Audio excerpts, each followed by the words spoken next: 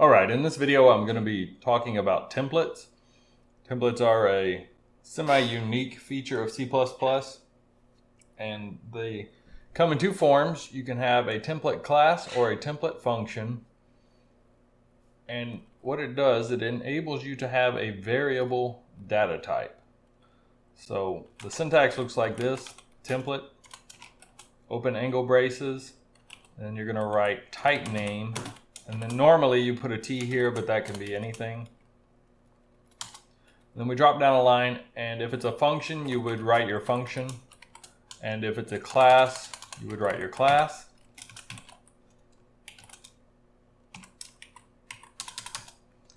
So we're going to start off with a class.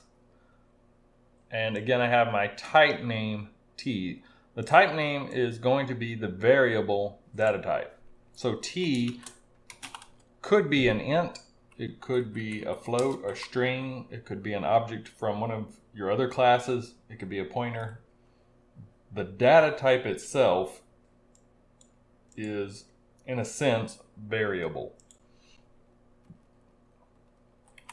So let's make this public, and we will write a little display function in here, do a cout value, and we'll print out whatever T is.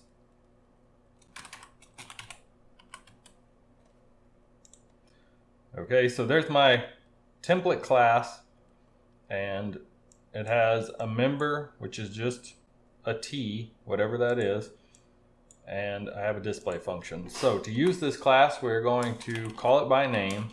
We open angle braces here, and we tell it what data type we want T to be. So if we wanted integers, we would put int there, close our angle brackets, and then give this guy a name. I will just call it demo. And then I can say demo.t equals any integer, because I said it was an integer. It has to be set equal to an integer. And so we can do that there, and then I can call demo.display. So let's look at that. And in my output down here, I will get the value is 49. So let's change it. Let's say we wanted T to be a string. Then string goes in the angle brackets. And instead of being equal to 49, it is set equal to some string, like Fred. And we see Fred in the output. So this works just fine as long as cout can display whatever T is. If we had something like a custom structure up here, let's bring back v2d, and let's say it had float x and y. Now I can pass in a v2d and that be my T here, but when I try to cout a v2d, that's going to be undefined, and cout's not going to know what to do with it. So you have to be careful with your functions and the operations that you do inside of a template, because, sorry, this should go up here, because it has to be compatible with all data types, or you have to remember not to use that template class in a way that it cannot work. And just to give you an example there, I can say v2d t equals some vector, so v2d, and we'll just put some floats in here.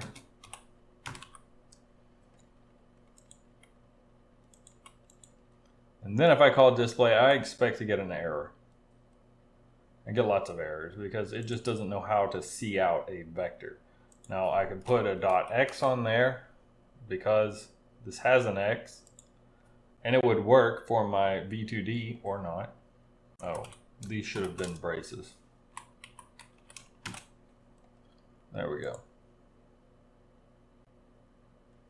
And that works fine for x. We'll get that x value, but now of course this no longer works with any other data type, because whatever it has, whatever T is going to have a .x, or this no longer works. So you can use your own structures and other classes and pass those in as T, but all of your functions and stuff will have to work with whatever data type that is. You can also pass in multiple data types. If you need more than just T, you can add extras in here. We can have a T2 and T3 and so on. You can also specify that one be variable, so T1 is a variable, and then let's say that int k is an integer. So first one is variable, the next one is definitely an integer. So let's look at another example here. We can change this to a boat, and let's say T is going to be, I'm going to change this back to T. T is going to be an array of something, and the size of the array will be based on my integer k. We're going to lose our display function for this example, but now I can create a boat. It can have an array of anything, and the size can be any size.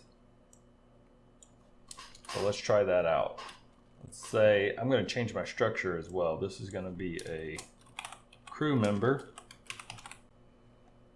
and he is going to have a name and an age, and you could put weight in here or whatever you wanted.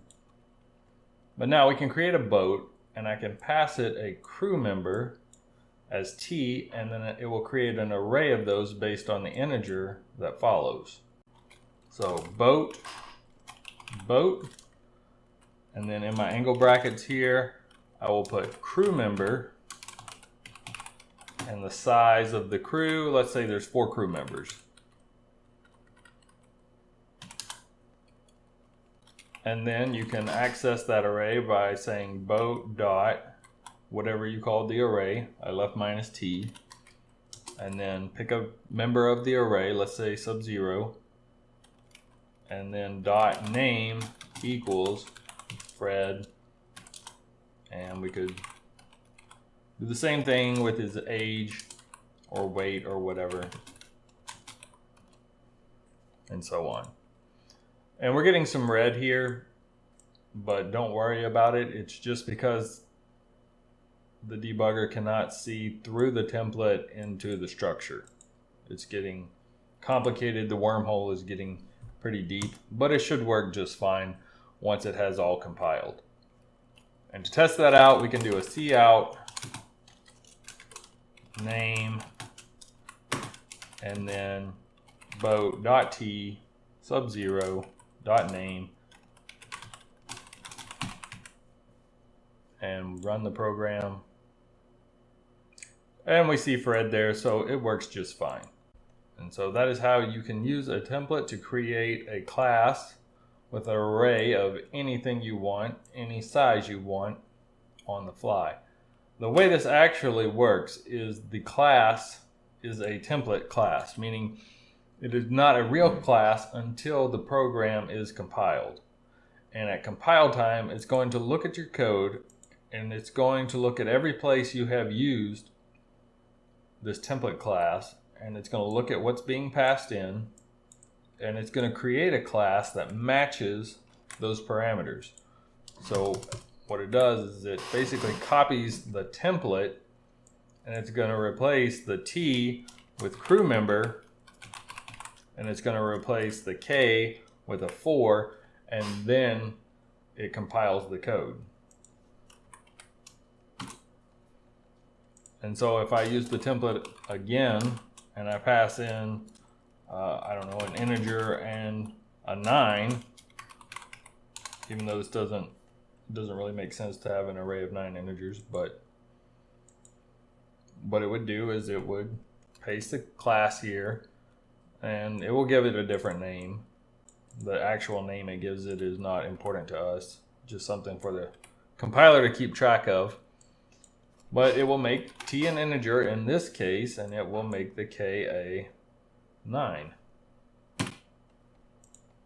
And it will continue creating these classes in every instance that we use our template until it has filled them all out, and then it compiles the code. So when you're writing a template, you are instructing the compiler to write classes for you as needed. So that's what's really going on behind the scenes. And the same thing is true with functions. A couple other features that are good to know I've got two different data types being passed in here, or potentially two different data types. I've got T1 and T2. And let's say I wanted to know what T1 was. I can write a cout statement, and I can use the operator type ID. And I can put T1 in there, and then on type ID, I can call .name. And that's going to tell me the data type I'm working with. So I've got my boat down here. Let's go ahead and pass that in and see what happens. So I get a D. D because double. If I pass in an int, I will get an I.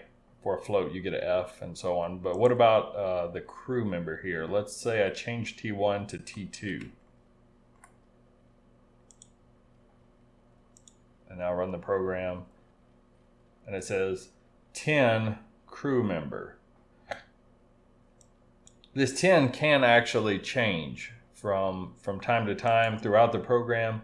If you use this template class a lot, you may not always get a 10 on here. So for that reason, .name is not always a good way of comparing two different data types. If you wanted to see if T1 was the same as T2, you could compare them with an if statement, but you wouldn't want to use .name. Instead, you can use .hashcode. And the hash code is just going to give you a number, and I'll print that out here. Just a big number there, but if these data types are the same, they will always have the same hash code. That is guaranteed. They may or may not have the exact same name. So when comparing two data types, we go with hash code. So let's do an example of that. If type ID T1 dot hash code is equal to type ID T2 dot hash code,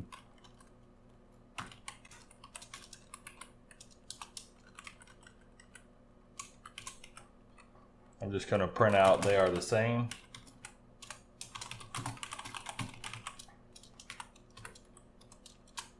And else they are not the same. So let's run that. Passing in a double and a crew member, I expect to see they are not the same, and in fact we do. And then let's just say I passed in 2 crew members.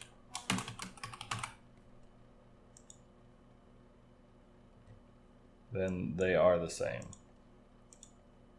So these are a few of the functions available and very useful when working with templates. Also, we are just scratching the surface of what can be done with templates here. You can create your own template classes and template functions. And it also gives you some insight into what's going on behind the scenes when you create a deck or a vector or a map or one of the other STD containers. So, good luck.